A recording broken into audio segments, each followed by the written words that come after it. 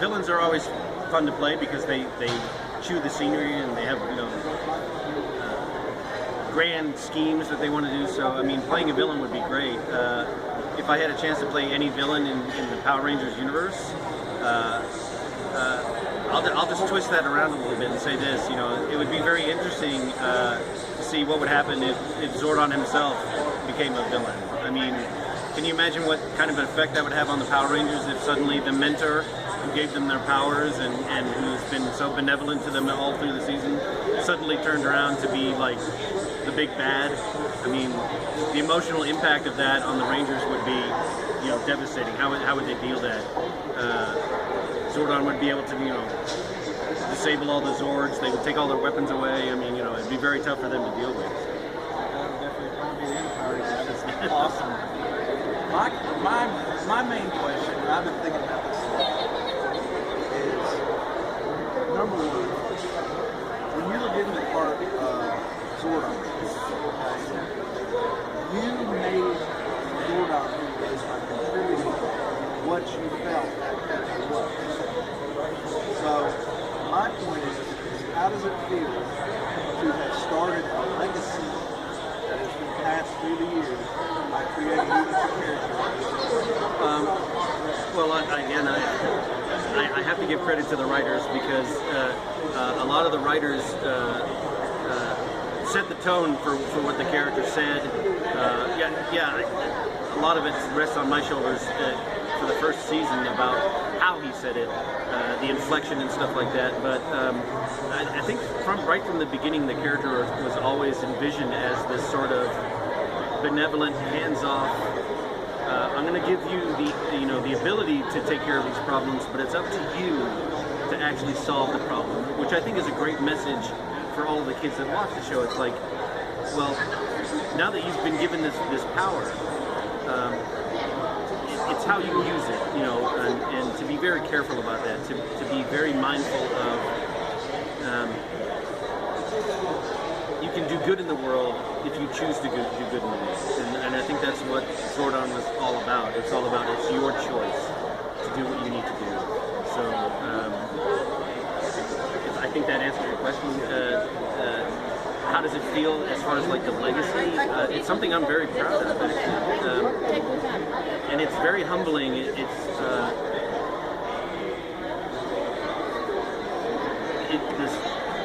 squeezes your heart, to hear stories from people about you helped me through a very tough time, because when I would come home after days of being bullied at school, you were there to tell me that everything was going to be okay. That at the end of the day, having these few friends that come together and stick together and will fight for you, it was such an uplifting message. And so I'm very happy and very content to know that that's being passed on. I gotta say, me and Chris, we really are. We're very, very happy to have you not only on the show, but like just here. Like you said, the story. Both of us have they had a lot of fun. And I can honestly say personally, since it's a positive message enough of a positive message for me to allow my kids to watch it. And I mean, my so I mean, that's still your 3-year-old at all. I mean, it's like when he's about to go play, that play. But what got you, like, as your upbringing, what got you into our artistic side? Was your parents artistic, or what really got you into? Hey man. Hey buddy, Good to how are see you? you guys. Well, I was a very, at a younger age, I was very gregarious, very outgoing. I loved Batman, the 60s version of Batman, Adam West. I was singing the theme song as I ran up the stairs. So, I mean, I was always that way. And my mother got me to start reading at a very early age. My mother is English, my father was in the Air Force, so I started school in England at the age of 4, going to school and reading, and then when we came back to the States and I went into kindergarten, I was reading at a level 4 times higher than the rest of my classmates. And I also had a very great interest in drawing. So I would draw, and I would always draw stuff that I was reading, which was Greek mythology or Jules Verne or comic books. So I was always drawing comic book characters and all this kind of stuff.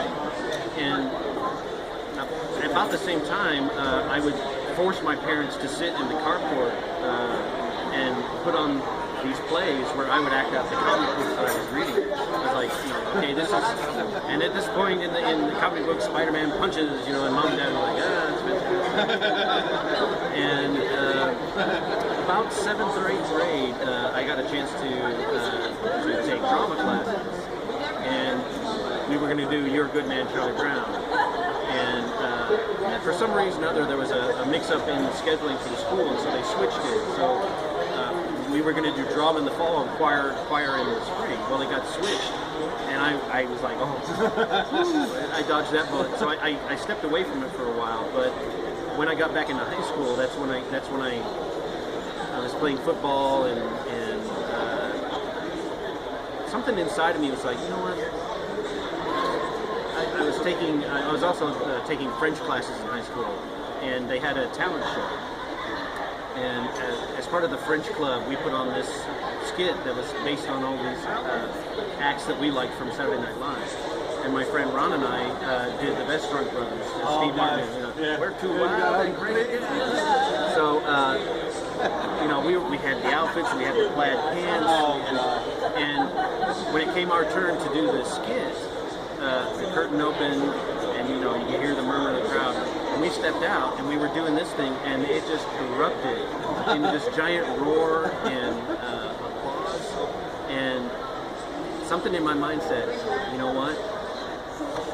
That's what I like. And it wasn't just an applause; it was about what it created in the audience. They like that. So then I signed up for theater classes and started doing plays, and had to beg the local junior college theater director to give me a scholarship so I could go there. And about a year and a half after that, then I went to Southwest Texas State, got my BFA. Then went to the University of Pittsburgh, got my MFA. Then moved out to Los Angeles. So the move to Los Angeles, was it a difficult one to get out there? Not really, because a lot of my friends that I had gone to undergraduate with to Southwest Texas State were already living in the North Hollywood area. So I had a large network of friends that I already knew and could hang out with and talk about and stuff. And actually, Stacy Fish, who was working at Saban at the time as an AD on several other projects, she's the one that called me to let me know that they were auditioning for the sketch show. So because I knew her in college, that's how I ended up getting. I guess my biggest question would be, like, right now they have the movie that they're trying to build the Prince William State Hall. Okay, so you got Zordon and Belfort, Right. which did you say? Well, that's a fan film that's being done by Cisco Davis Jr. and I recorded voices for that. Okay, looking for donations. Right. They have a kind of like an Expendables theme type thing, and I really like that. Go ahead, come on. What are your feelings? Do you like that? Yeah, sure. I mean, that's. I think that's a great way to do it. I mean, as far as like, bringing back all the people that the fans. There was another Zordon. MMPR? Was it the MMPR fan film? Yeah. Okay. I know though, that one had a lot of different twists, everything that they were trying to follow. I guess what I'm trying to get at is, if you, I know you enjoy writing, you do a little bit of, a short story and publishing. That's my question. What kind of a Power Ranger story would you would it be gritty? Would it be light? Would you keep the kid coming? Would you make it more adult or family guess that's the trick, right? I mean, because Power Rangers means different things to different people.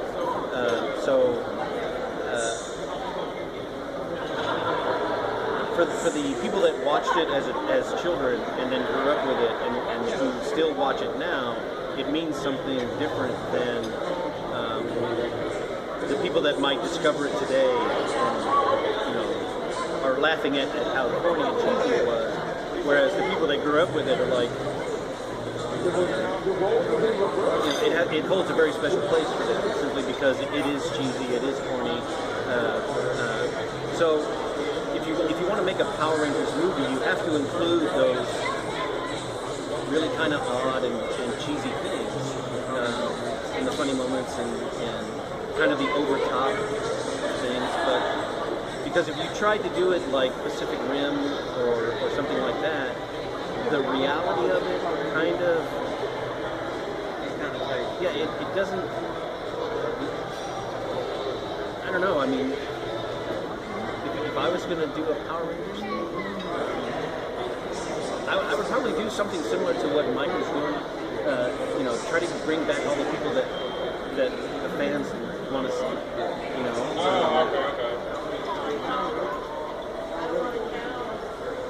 Yes, I mean, I like the story base. Like basically, like every episode that I've watched. Well, to kind of answer your question, one of the aspects of the show that I don't think they ever really explored a lot was, well, how did Zordon get where he is? Yeah. Where does Zordon come from? Which is kind of what's being explored in the Zordon of Eltar fan film. But it would be very interesting to see what would be the canon story of how that happened. I always used to joke around that the reason that Rita and Zordon were trapped in these things is because they're ex-lovers and they just don't get along, and it's sort of a feud, and it's like, oh wow, that's kind of creepy that you got these kids fighting this thing, and it's like, oh Rita, I love you, but I can't, no, that's the funny thing, but I really don't know. We could do a romantic comedy. I think we could go with that. See, I like that. I like that concept. I mean, people change up. I enjoy the fact that they're changing up a little bit. It hurts a little bit, whenever I see it change. Because like you said, we have that was our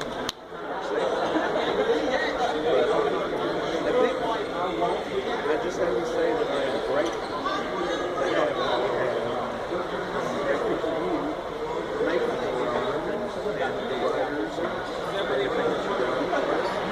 I will say that we were all sitting around there. All right, guys. 22 years. 22 years. 22 years. And keep getting bigger and bigger.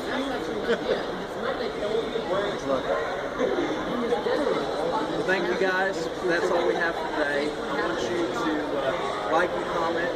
Check out Mr. Zordon's page here on JDFZ. No, yeah, DJFZ Zordon on Instagram, and then you can check him out on Facebook. And also, for a good surprise, we have a giveaway coming up for St. Patty's Day that I will have